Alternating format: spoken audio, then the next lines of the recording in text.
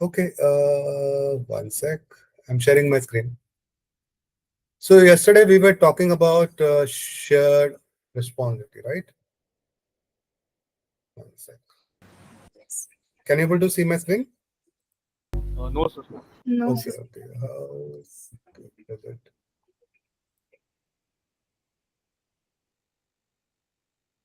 Yeah, I'm sharing entire screen.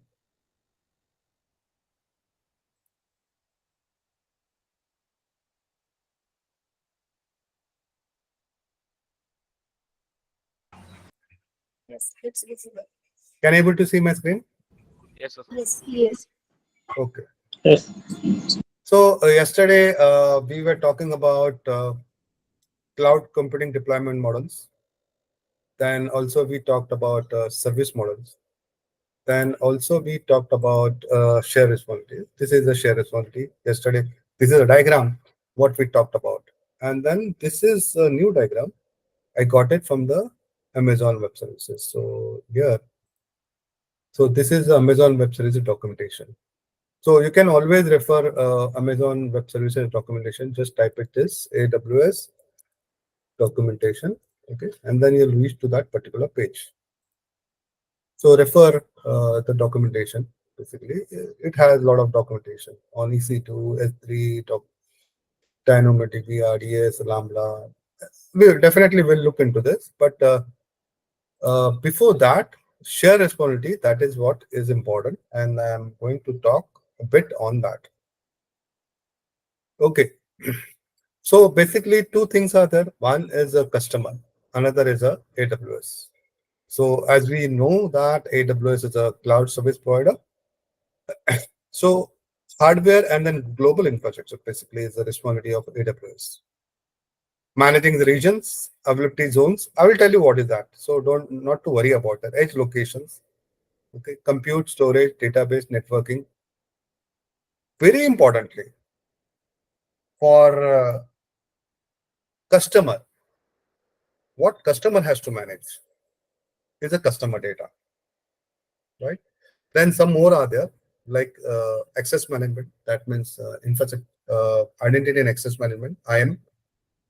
Then also you need to manage the endpoints. Endpoint, that means whatever application you are developing in, uh, how the people are accessing that application. So that is also you need to manage it. So a couple of things you need to manage it very importantly. About the AWS, in briefly, I will take you through this. So hardware, definitely yes. So hardware, AWS has to manage, and then there is a concept called as the global infrastructure. So what it does it, so in the global infrastructure, they have their uh, data center. Okay, they have their data center somewhere in the earth. We have here in Mumbai and as well as in the Hyderabad. Okay, so in the data center, so one of the region is Mumbai, another is the region of Hyderabad. Okay, in India. Similarly, they have a lot of. Okay, uh, approximately 130. They have 60 plus region they have, and approximately 130 ability zones they have. What do you mean by region? So in a geography like India, they have two regions. One is Mumbai and another is Hyderabad. Similarly, for Europe, maybe for UK, US, so many other countries, they have their regions basically for managing the data center. And what is a ability zone? Ability zone is something like uh, within the within the region, they have managed this data center in the ability zones. Okay. So in the region, they have maybe one or more than one availability zones. Okay. I will tell you what is that availability zone. And in the edge location, basically is a you are managing your CDN, content delivery network. Okay. So maybe for documentation or documents, images, static data, basically, you can cache it where you can send that to the customer very easily. Okay. Apart from that, compute is virtual machine. You can say storage. Storage is where you're keeping your data. So this storage basically is a unstructured data, whereas this storage database is a structured data. You know structured data, right, guys? Yes. Yes. Yeah. So what is the structured data? So you're managing that in a relational databases, right? So maybe Oracle, maybe MySQL, or maybe SQL Server, so many things. And then networking. Networking comes with a network plus some more components such as load balancers, maybe, or firewall. So networking comes under that too. And then customer is basically where you are managing your data. And this is your responsibility to take the backup, to replicate, okay? And then which data will go in which category, that is what you need to work in, okay? So this is the share responsibility. So this is a very important slide, guys. So just trying to understand uh, any questions, any issue, anything you want to know about this, basically.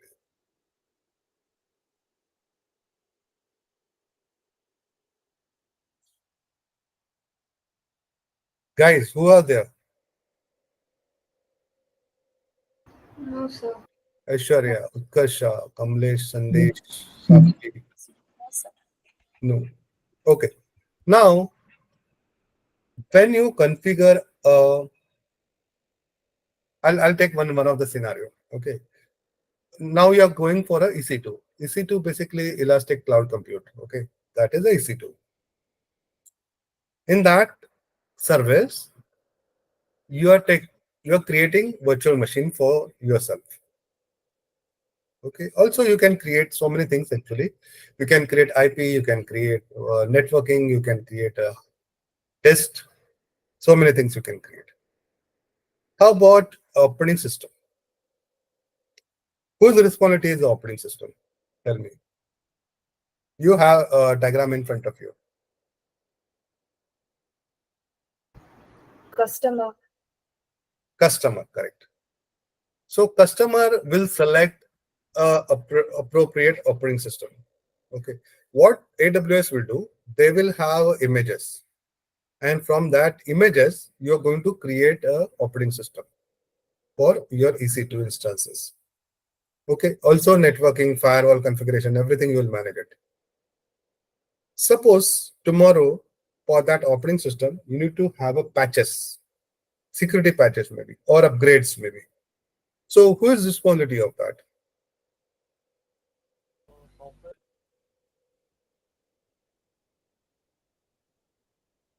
Guys, quickly.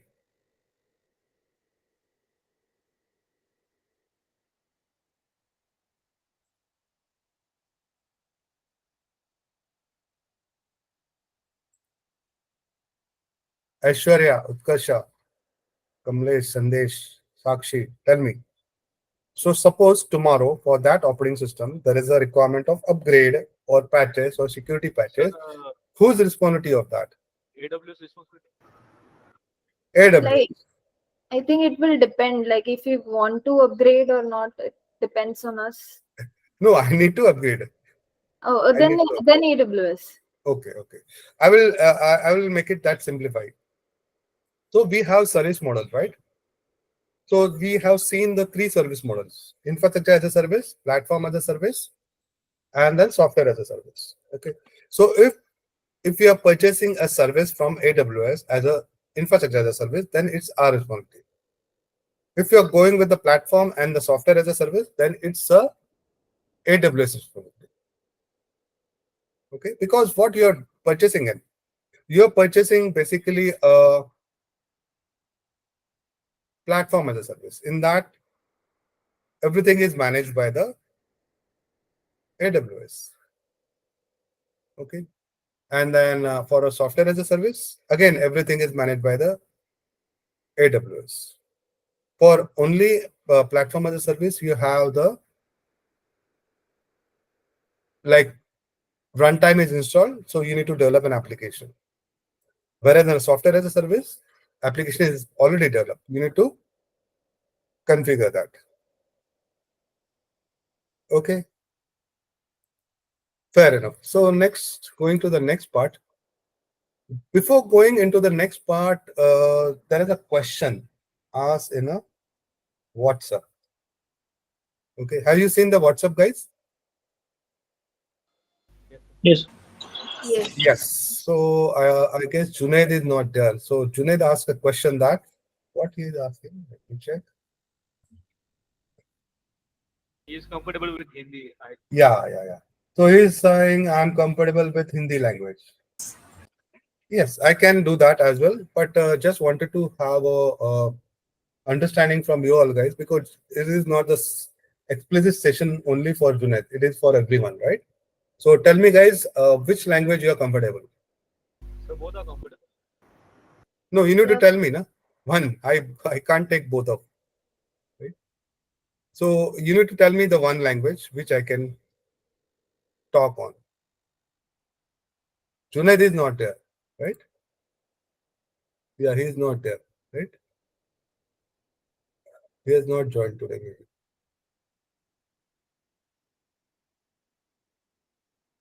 So English is fine or Hindi is fine? What? Yeah, English is fine, sir. English is fine. Okay, fair enough. Let the Junaid join. He has not joined till the time. Okay. Now the question is, do you use the cloud? So in this image, so many services are there, right? So what are the services you guys are using in? Tell me. In this, you are using Dropbox. Are you using Dropbox or OneDrive? Dropbox.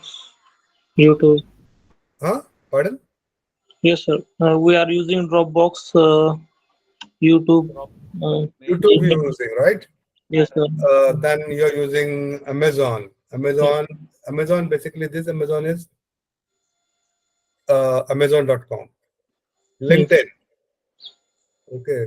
Twitter, Yes, sir. Yes. Gmail, Yahoo, Yeah. No, Yahoo no. Facebook, No, sir. Netflix. Yes. Yes. So basically, what I want to emphasize is that in this, not only this, but apart from that, most of the time, big big companies are using cloud. Underlying infrastructure is from the cloud. Why? Because it is cheaper. Like most of the Microsoft sites are on the cloud. They're Azure cloud. So that way they are managing it. So cloud is heavily used basically, but you don't know most of the time. Gmail or maybe some other services, even the Netflix, right? I guess this is Amazon Prime, maybe. I don't know. What is this icon is, guys? This icon? It's the product buying. Voice is very feeble. Can you talk loudly? Guys, who's talking? What this image is? Is it Amazon.com or it's Amazon Prime? Sir, Amazon.com. It's Amazon. Okay. I'm not familiar, maybe. Let me check. Okay, anyway. Going to the next slide. So I was talking about the cloud security and compliances. Okay. So cloud, when we talk about the cloud security, so most of the time, the cloud security is responsibility with the cloud service provider. Okay. So, and then there is a different sections basically. So it is spread across the data center, network, application, database, and compliances.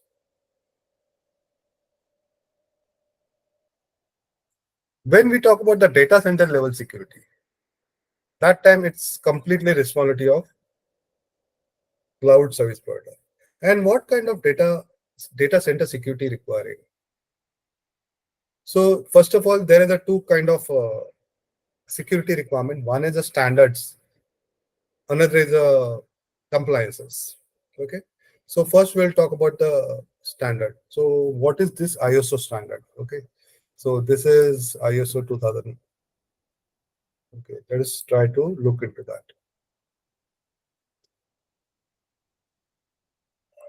So 27,001 basically is what?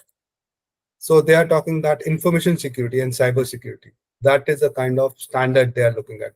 The world's best known standard for information security management system, something, something, something. And that this is what. Can you able to see my screen, guys? Yes, sir. Yes. So standard created by International Organization of Standardization, ISO. Okay.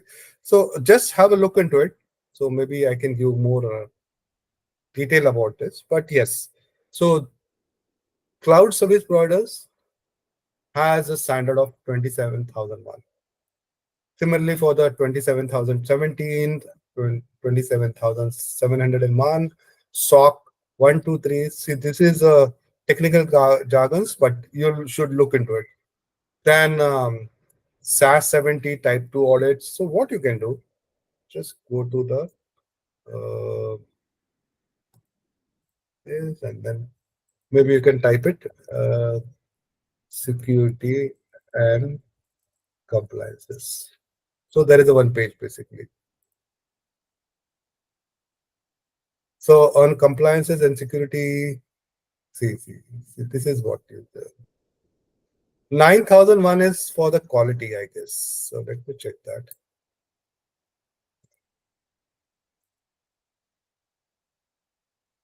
Quality, yes. So 9,001 is a quality management systems. Okay, so many standards they have basically.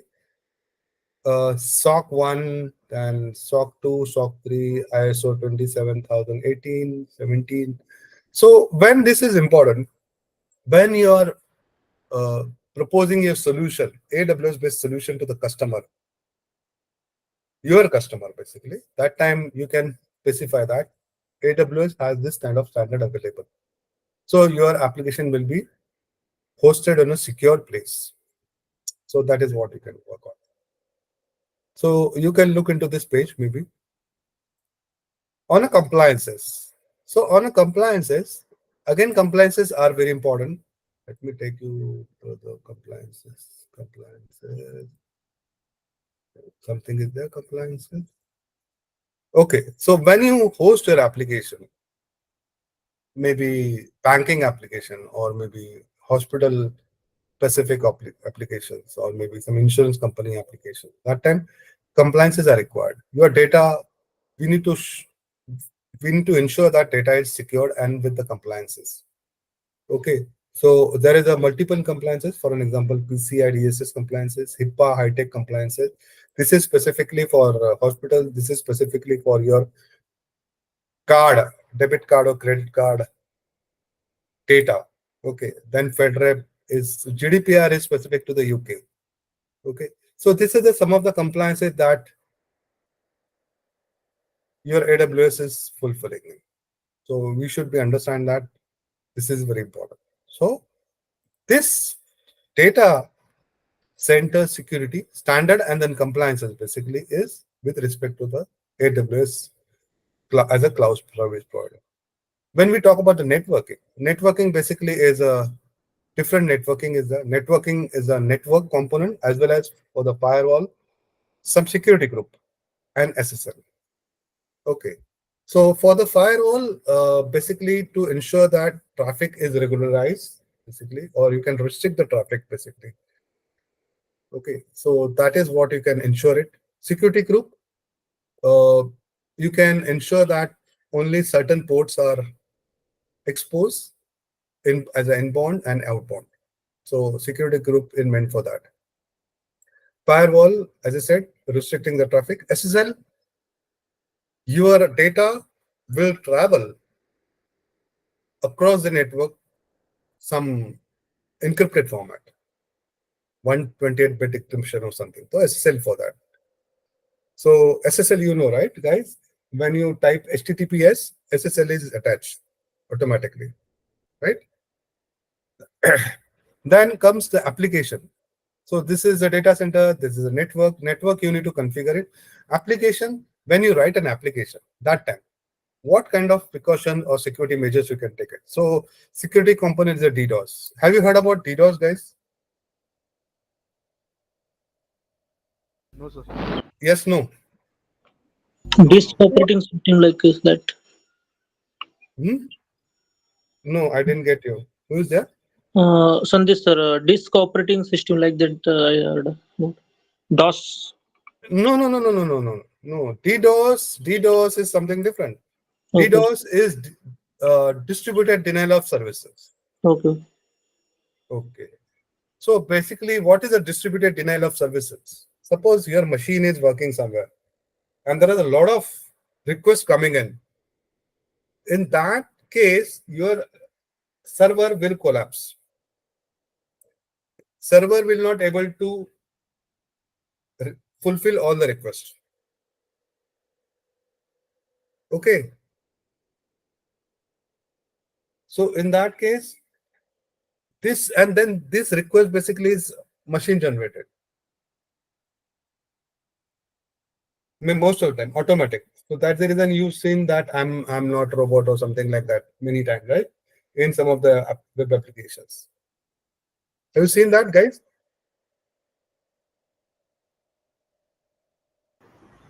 Yes, no. That's Yes. yes. So when you see that I'm not a robot, that time some puzzle comes in and you need to solve that puzzles because only human mind can solve that puzzle, not the automated requests that is coming on some of the softwares. They will not able to solve that. So basically that is what the thing is. Okay. So basically DDoS is a distributed denial of service. That means a lot of requests comes in. So there is a component basically which stop that. If the request coming from the same IP, it will stop that. Okay. So this is a kind of security component. You can put it in an application. Then security component for the OAPs. OAPs basically is a open web application security projects guidelines. Okay. They publish every 4 years, they publish top 10 vulnerabilities for specifically for the application.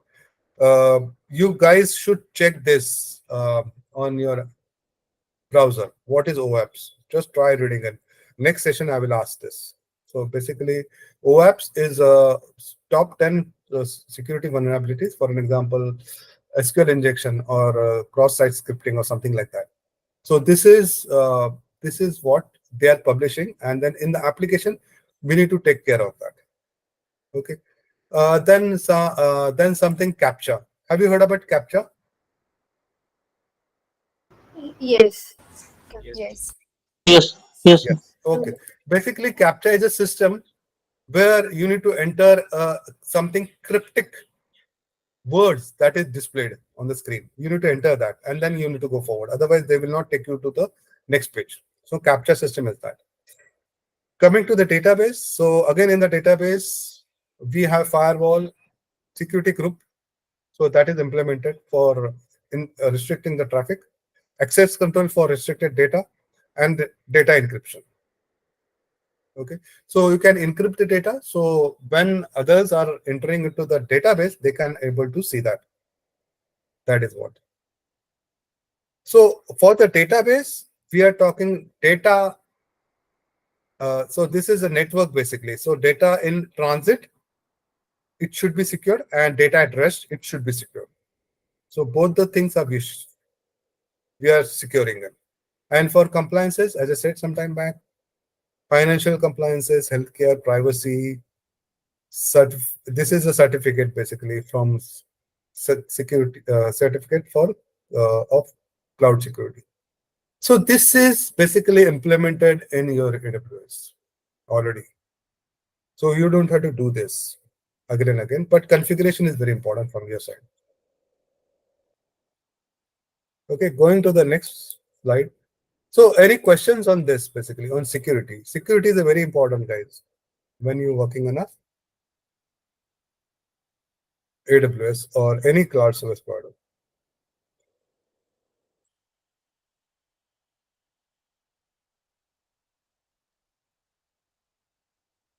No questions. No question? Okay, going to the next slide. So we did talk a lot basically on infrastructure as a service, platform as a service, and then software as a service. Okay. Now this is a specific slide for a software as a service. Infrastructure service, when we talk about networking, CPU, storage, memory. So that is when we purchase this, when we rent this, basically that time infrastructure as a service, because we need to have a control basically for a application and then underlying hardware. So we need to have a control of that. So that time infrastructure as a service. Then comes the platform as a service. So platform as a service, infrastructure is already there, part of that. Above and all, your operating system, patches, your databases, implementation, messaging system, so many things basically. Even the runtime environment, that is also part of that. Okay, what do you mean by runtime environment? So when you are using maybe .NET, that time CLR, Common Language Runtime, so that is there. Or maybe when you are using JVM. So for JVM, what is the runtime? Java. Java is a language and the JVM is a runtime basically. Okay, right? Correct now, guys? Yes. Yes. Maybe I'm missing, right? What is the runtime for Java? Java, what is the runtime? JRE. JRE, correct. Yes, JRE. JRE is a Java runtime environment.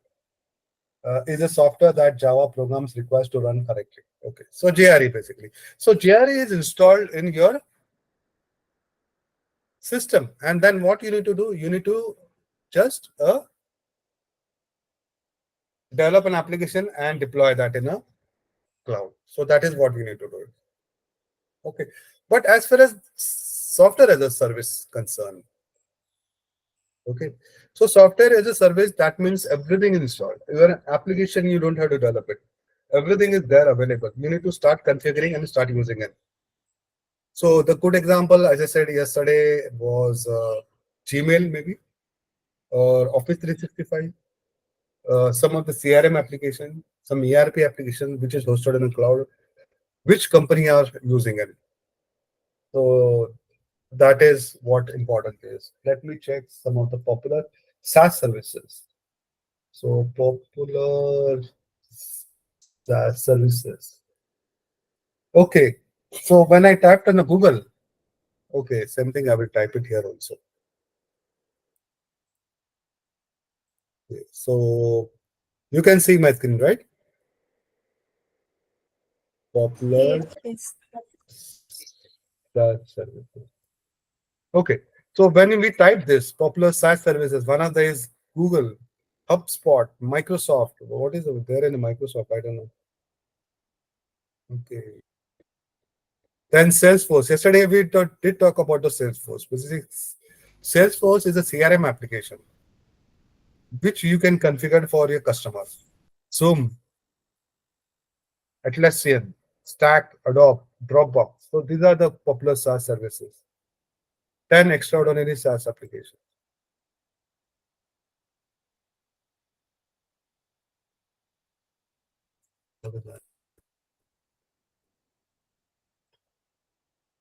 Salesforce is very popular. Zendesk, I don't know. Zoom. Zoom basically is your video conferencing software. Dropbox, G Suite. Okay. Anyway, so we know a little bit about this different software as a service. Okay. So Office 365 is one of them. So what is the features basically software as a service has? One is a multi-tenancy. That means multiple tenant can come together, and then data isolation, data privacy can be maintained. Okay. So that is a multi-tenancy. So think of that. This is a single tenant. So one tenant accessing the one application and then database is maintained. This is how it goes for the single tenant. But whereas the multi-tenant, it's a single application where multiple tenants are managing and multiple databases underlying.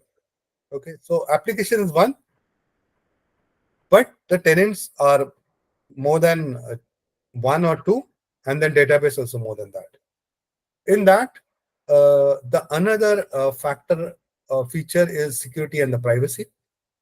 Okay, then third one is the personalization. Personalization, that means branding. You can have your own themes. You can have your own branding. So you can. This is a personalization subscription basically. So for the software as a service, somebody has to come and they need to subscribe it. So they need to pay money basically for the subscription. Okay, then only you will get the access. Then the onboarding of that tenant will happen. Otherwise, not. Okay, and then metering. Metering, that means whatever you are using in, it get metered. Okay, it calculated whatever services you are leveraging in, or maybe you're using it, so it gets metered. Okay, and then last is a billing, that every month they will bill you and you need to pay for that. So I guess some couple of days back we did talk about the mobile service, right? So think of that only, very similar to that. You are subscribing for services, then whatever services or plan you are selecting in, it get meters for the month. It checks that you are within the limit, and then billing. Every month you need to bill for that. So that is very similar to the mobile company. So software as a service. And then authentication, authorization. So when you log into the application, you need to authenticate yourself. And then authorization is something, what is the modules you are accessible. So authorization is for that. Then personalization, I think we have talked. Subscription, you need to get in, you need to onboard for that particular services, metering and billing and data security. So this is the software as a service. When you develop a software as a service for different vendors, this feature should be there available. Otherwise, your application will not be a SaaS enabled. Moving to the next slide. So next slide, yes. So now this slide is talking about the multi-cloud strategy. You know different clouds, right?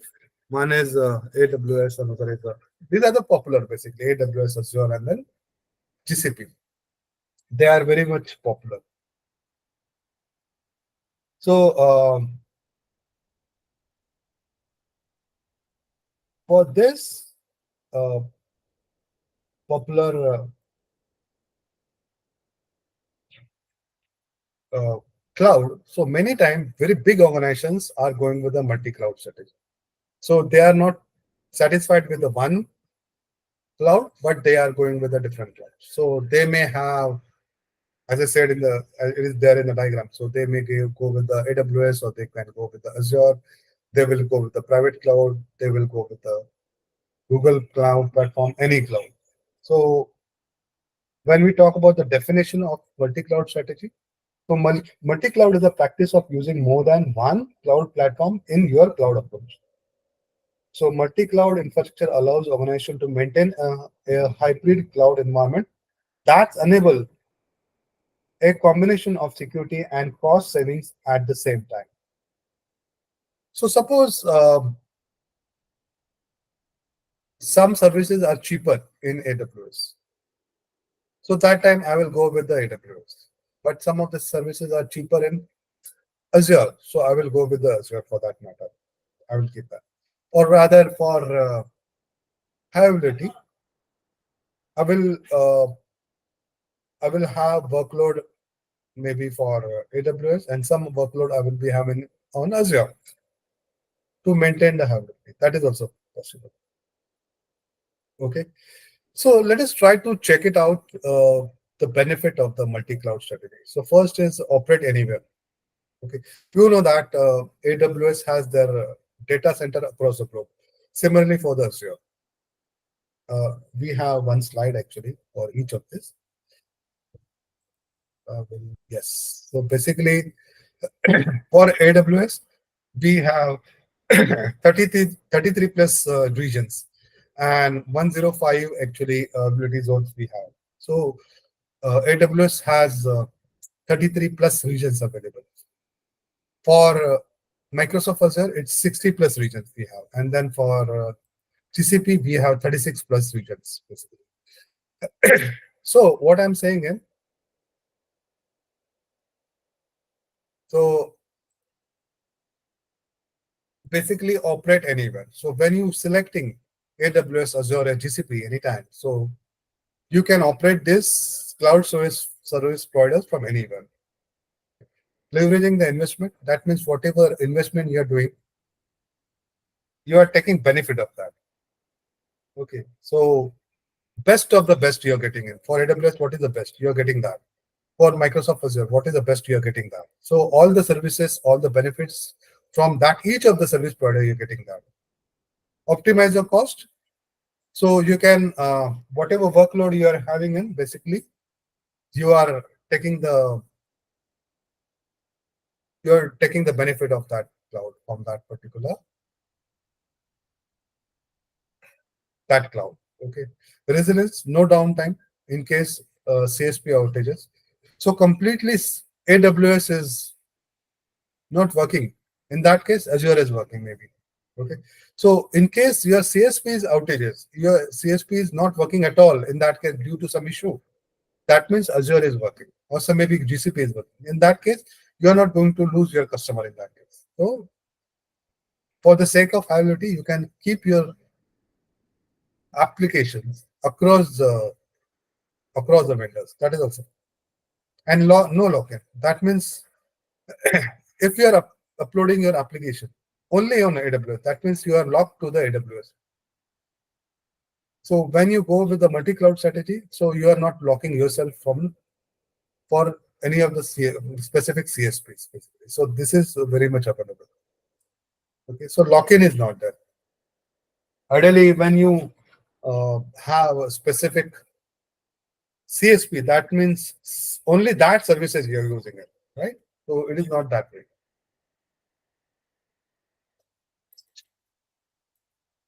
Okay, so any questions on this multi-cloud strategy? Some people, big organizations, basically going for the multi-cloud strategy. So No like question. how people collaborate with each other? Like अगर AWS में कोई service down हो गई by chance, Okay. तो कैसे collaboration कैसे होगा वो लोग? मतलब integration जो भी बोलते हैं. Okay. As I understood from your question, suppose AWS में कोई service down है, right? That is what you're saying. Yes. Yeah. So in that case, AWS, so we have uploaded the application in Azure also. So if AWS में कोई service down है, तो AWS में similar kind of services are there. Very similar kind of services. So you can upload the application into that service. For an example, in AWS, we have EC2 instances, whereas in Azure, we have the virtual machine instances. So that is what we can do. Okay. Sir, And लेकिन then, उससे costing बढ़ जाएगी ना? costing बढ़ जाएगी, right? That is right. That's the reason I told you, big organizations, not the small one or medium one, but big organization, they are always going with the multi-cloud strategy because of the high availability. Costing, of course, बढ़ जाएगी. It is not like very similar. I will take you through the costing also. Okay, but at least your application is available and then accessed by the customer. That is what is the important is. And costing for the AWS and Azure, they are very similar because they are into the competition. Okay, so virtual machine for AWS has X costing. So on Azure also, it will be the same costing, more or less same costing. It will not be very high. Now I will take you to this. Okay.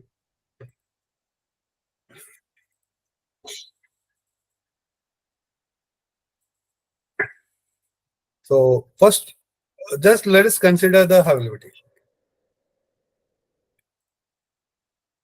This is your AWS, and at this point of I will take only AWS and Azure.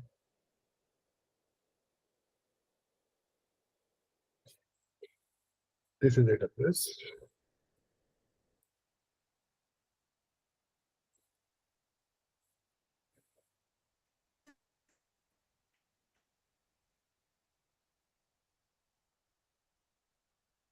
Okay, so you have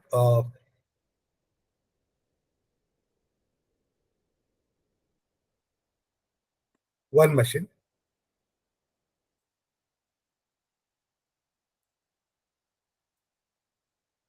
You have one machine. Okay, and then you have one more machine. Okay, and then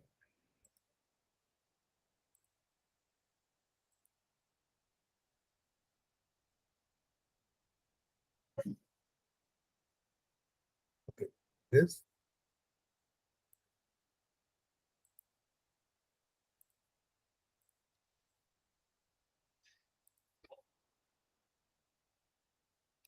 This is a load balancer.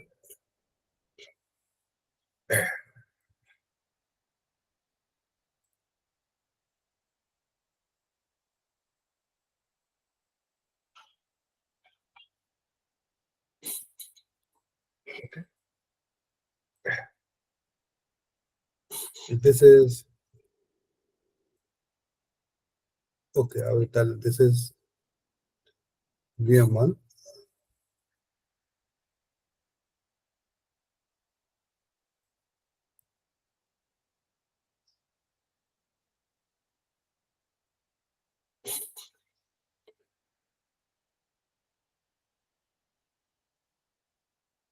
Okay, and this is another VM.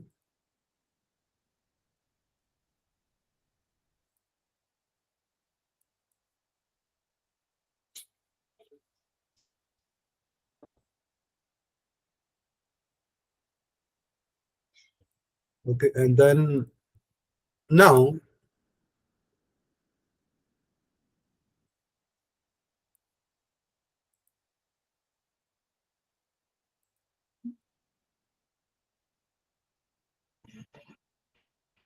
okay, and similarly,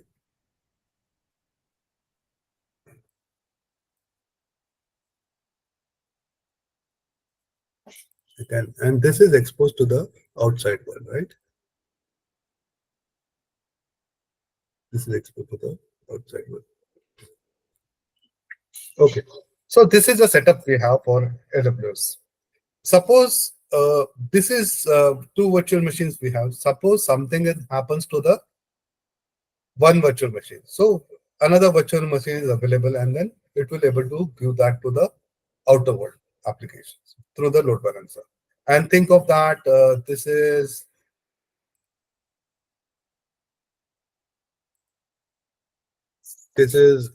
availability zone 1. I will tell you what is the availability zone, not now, but think of that within the data center, we have some area. Okay, and then this is the availability zone 2. Okay, so within the availability zone, you have one or more than one data center. Okay, okay. So now, if something happens to this virtual machine, still your another machine is working and everything is working fine. Okay, so still you are able to fulfill the requirement of customer. So this is specifically for the AWS. But suppose if something happens to AWS itself, then that time you will be having the similar kind of setup to the Azure. Okay, so this is what we should be having. Okay, and then you're talking about the integration. So integration data will be like this.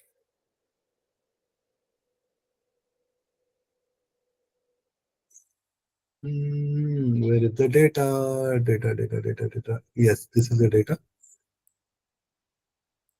So this is your data.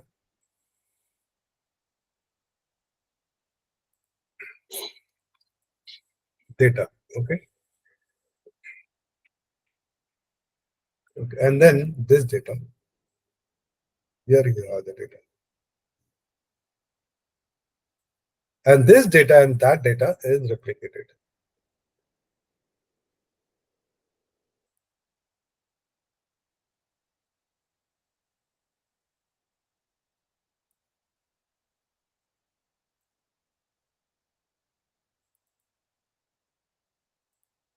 Okay, so this data and that data is replicated. So that is how it's going to happen. So in case your AWS is not working by because of some reason, your Azure is working, and then again your application is up and running. Okay, got the concept, guys? So that's the reason you have multiple multi-cloud strategy here.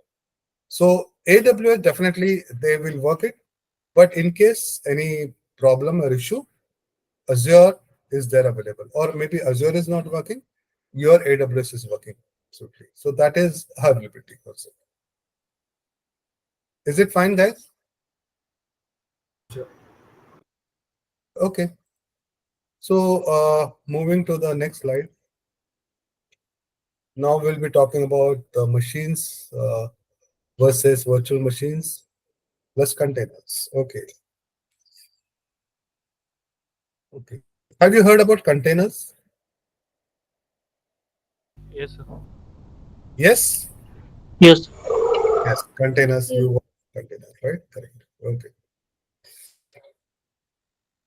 So which application you developed on containers, guys? Which kind of applications are suitable for containers?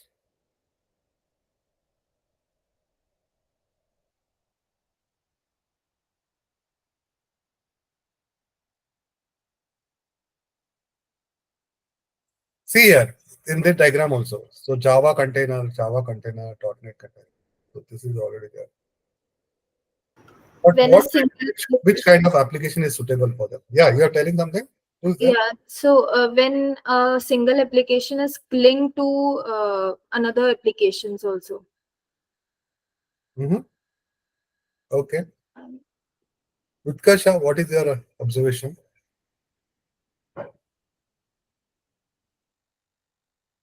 So I have no idea about containers. Pardon? Your like I have your no voice is idea very about containers. okay. Okay. Sandesh, what is your observation? So about container or what? So basically, my question is, what kind of applications are suitable for containers? I only heard about container in Java. I so forgot the Okay. container. No worries, no worries. Java, we How have about you, got Kamlesh? so microservices, Java and Kotlin. Correct, correct, correct. So microservices-based applications are very suitable for the container. So when you talk about the microservices, that time applications are divided into the small chunks, and they have their own technology. They have their own databases, storage, and all. So that is there always, and then you can do the communication with this microservices. Okay, so as I can see, microservice principles, quickly I'll take you to that. It's not in the course, but just for your sake of knowledge. So microservices principles, single concern microservices, that means each microservices will fulfill the single function. Okay, and then discrete microservices boundaries, that means microservices are led by their own boundaries. Okay, so and then transportable microservices, you can able to transform from one container to another container. Then fourth one is the carry its own data. So microservices will have their own data, and inherently ephemeral. That means it is maybe temporary or permanent. You can able to move that from one container to another container. And then above and all, it will have their own technology. So when we talk about here, so it can have a .NET container, it can have a Java container, it can have something different. Okay, so that is about the containers. Before that, what is a machine? you have guys have the physical machines, right? Correct? You are operating from laptops, guys. Yes, sir. Correct. Yes. So you are working from laptop, and then similarly for machines, I think we had discussed this in first lecture, right? So we have virtualization softwares available. Okay, and in the virtualized softwares, we are like, and I designed a diagram also that time. I don't know whether you're there or not, but in that physical machine will divide it into the virtual machines. Okay, so physical machine means a single physical hardware system. Physical hardware, physical. This is a physically. That means RAM, storage, everything is physically comes in. And but when you talk about the virtual machine, basically you are sharing the resources, okay, of the compute resources. So this is the physical machine, traditional server architecture. Then comes the application A and application B specifically as a part of virtualization. Here you have the Linux, you have the Windows, and then you can have a Java.NET. That way it can be. Okay. And then this virtualized basically will have an application. But the thing is, very importantly, you have the operating system here. Think of that. Correct. Here also you have the operating system. Correct. This is the operating system. This is the operating system. Operating system most of the time is heavy. They are heavy basically. And then some of the components for .NET where the .NET will run, and then application sits on top of that. Okay. This is a virtual machine, but virtual machine is very similar to the physical machines. I have virtual machines, maybe I guess, yes. So this is a virtual box. Okay. You guys can able to see this? Yes. Yeah. Yes. Yeah. See, in the this virtual box, I have two operating systems. One is a Windows XP, which normally we don't have it in our machine, and then Windows 7. So my machine is Windows 10 machine. So in Windows 10 machine, I am running Windows XP, and then I am running Windows 7. You want to see if I'm running able to run XP.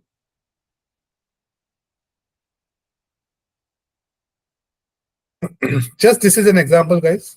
This may not be true in your cloud environment. Now Windows XP is running it.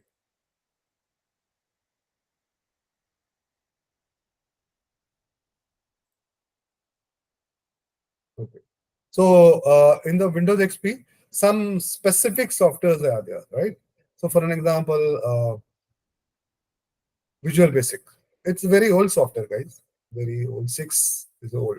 So I'm trying to run that, which is not possible through this operating system. Why? Because this operating system, my host operating system is a 64-bit machine, whereas this is 16-bit operating system. So that is what I'm taking benefit of the virtual machine. So now I'm closing down this, turn off computer. Okay. And then okay. So that is how we are doing it. Similarly, this is virtual machine, guys. Okay, so this is a virtual machine basically. But what is the containers now? So containers basically they have, of course, they have the operating systems. They have the operating systems, but on a container level, they don't have operating system. Where if you can see here on a virtualization, we have multiple operating systems available. But here we have only one operating system, this which is specific to the virtual machines or physical machines, one only. But apart from that, we don't have operating system at all. Only we have some libraries, and on which basis, on which we are running the application. Basically. So basically, when we talk about the containers are lightweight package of your application code together with the dependency. That's it. There is no operating system involved in that. Okay. The benefits: less overhead, increased portability from one container to another container. We can move it. More consistent operation, greater efficiency, better application development life cycle. Okay. So just wanted to ask you guys. So maybe you heard about the containers, right? What is a tool available for containers, operating on the containers?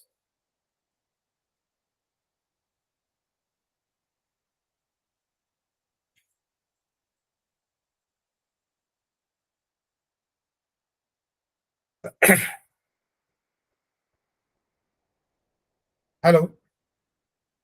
Any ideas? You heard of that, guys? Hello. No. No, you didn't heard of that? No. Sandesh, you heard of this already? Yes, Docker. sir, I heard about container, but I can't reminder what Okay, okay, in container okay, in okay, Java, okay, .NET. okay. So Docker basically is a container management system. You heard of Docker? Docker is a very, very popular word, right? Docker is a very popular word. Yes. Okay. Then you heard about Kubernetes? Yes, sir. Yes, sir. Okay, great. Then there is a one similar with the Kubernetes. We have Docker Swarm also. Okay. Then in each of the cloud service provider, we have a Kubernetes implementation. Okay. That means Amazon, not Amazon, Amazon Elastic Kubernetes Services, that is EKS. You can able to see my screen, right? So let us talk with the EKS. EKS. So Amazon manage Kubernetes services. So this is there available, basically. Even on Azure, we have AKS. On Google, we have GKS. So Kubernetes, Google Kubernetes services, Azure Kubernetes services we have. Okay, so that is there available, guys. So Kubernetes is very important, and then another is a Docker. So this is a containerized service. Okay, so you can go here, maybe.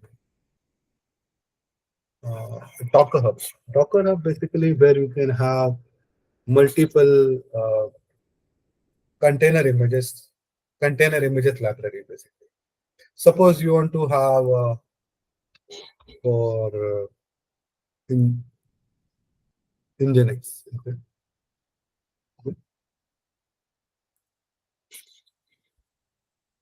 Nginx, get it started. So this basically you can take it from the Docker. Okay. So this images you can Nginx, you can take it from the Docker and implement it in your hardware, any hardware. Basically. So that is you can do it. Okay. So this is about the containers, guys. So next we will be talking about CSPs, and then we'll be talking about AWS and all. Definitely we'll talk more about that.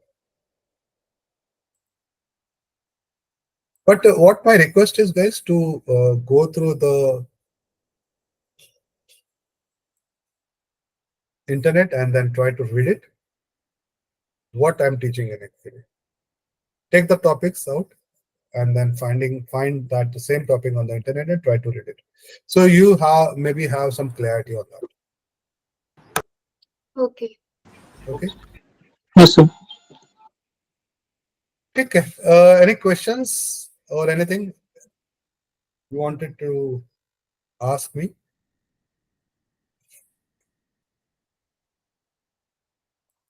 No questions? Okay, guys. We'll meet tomorrow again. Same time, 9 o'clock. Okay, sir. Bye. Okay. Sir, Thank. sir, one question. Yeah, please. वो जो multi cloud वाला था उसमें हम ऐसे AWS की एक service और Azure की कोई और डिफरेंट सर्विस ऐसे यूज कर सकते हैं क्या? Yes, absolutely right. Absolutely right. So suppose this is what we have. Okay.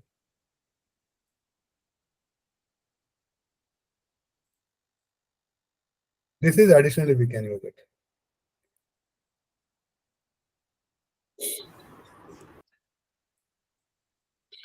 And then very interestingly,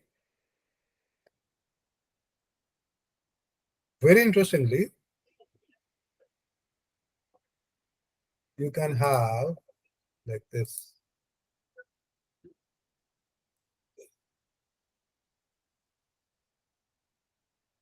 One second. I will change this color.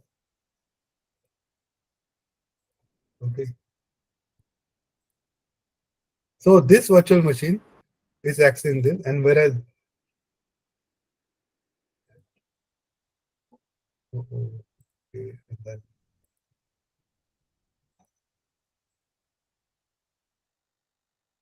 this virtual machine will access this. This is very much possible.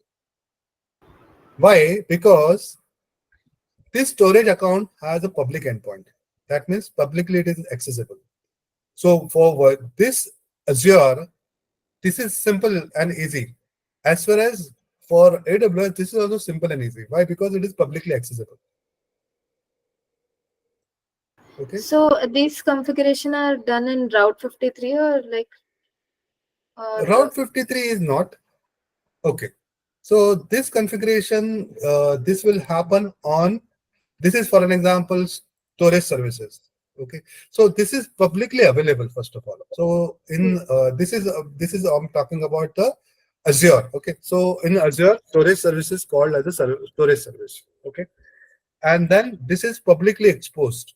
This is publicly exposed. Okay. And then for we need to this virtual machine and this virtual machine, we need to we can talk it here directly. So there is no Route 53 available. Route 53 will reside somewhere here. Route 53 will be somewhere here. So this is your Route 53.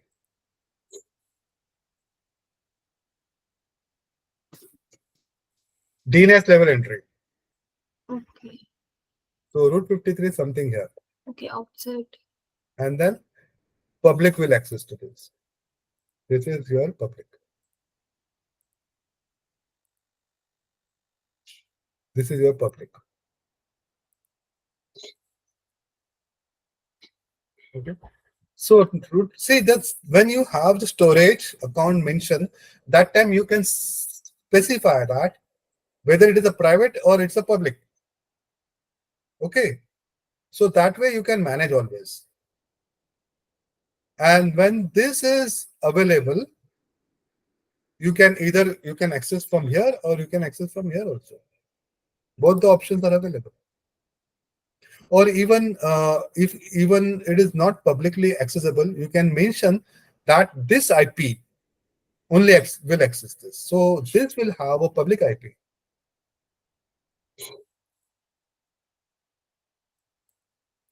This will have a public IP. So both the machines will have a public IP. This machine as well as this machine. So they will access to this. So when I will have a storage account, that time I will mention that this public IP is allowed. And for this public IP is allowed. So this is also possible. Okay? Okay, yeah, understood. Understood? So I will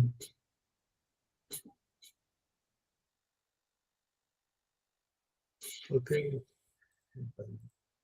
In the chat, I can give this, right? This is chat. Where is the chat? Chat. I don't know where is the chat. chatting is there available in this? No, not here, sir. Like Okay. about What I'll do, I will send this to maybe WhatsApp. I will send it directly. No worries. Just now I will send it. Okay. Okay. Thanks a lot, guys. Bye. Take care. Thank you. Thank you, sir. Bye. Yeah. Yeah. Thank Bye. you, sir. Bye. Yeah. Bye.